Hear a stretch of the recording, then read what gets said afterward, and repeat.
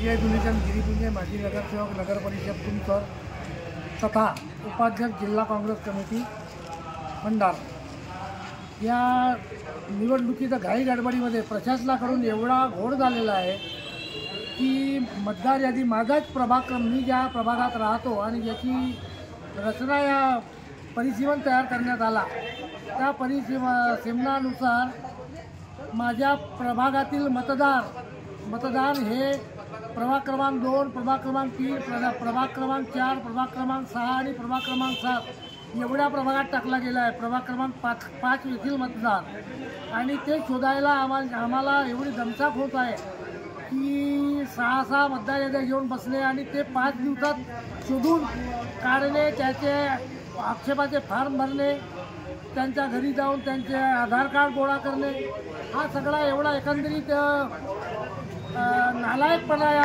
प्रशासनाच्या कर्मचाऱ्यांनी करून ठेवलेला आहे।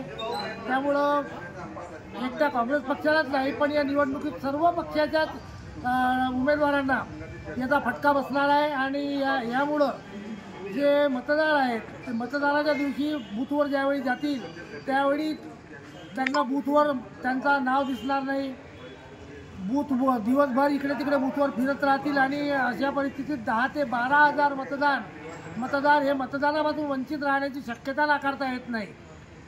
असा सर्व घोळ या ठिकाणी झालेला आहे। आमची मागणी आहे की जे प्राधिकृत अधिकारी आहेत मतदार यादी संबंधित नगर परिषद निवडणुकीचे त्यांनी एकतर आम्हाला आक्षेपाची मुदत वाढवून द्यावी किंवा त्यांनी स्वतःच्या लेवलवर मतदार यादी आधी सुधारित करावी व नंतर प्रकाशित करावी। या एकंदरीत महाराष्ट्राचा बिहार होण्याच्या मार्गाकडे वाटचाल चालू आहे की काय असा या मतदार यादीवरून वाटून राहिला आहे। प्रभाग क्रमांक 2 येथे काही बोगस मतदान आणि चुकीच्या ID, एकाच फोटो एकच, नाव एकच आणि ID वेगवेगळ्या असाही घोळ या मतदार यादीमध्ये दिसून आला आहे आणि ते आम्ही मार्किंग केलेलं आहे। ते आपल्याला कदाचित या व्हिडिओत पाहता येईल।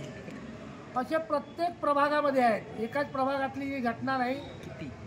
1 नंबर ते 12 नंबर असे 12 प्रभाग या तुमच्या नगर परिषद क्षेत्रात आहेत, त्यात 12ही प्रभागात हा घोळ आहे की ID नंबर वेगवेगळा, फोटो एकच, नाव एकच असे बोगस मतदान भरपूर आहे।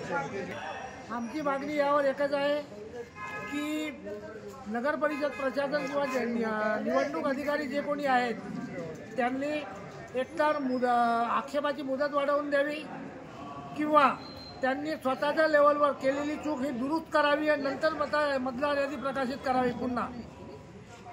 त्याच्यानंतर निवडणुकीचा प्रोग्राम काय आहे ते पाहू आपण।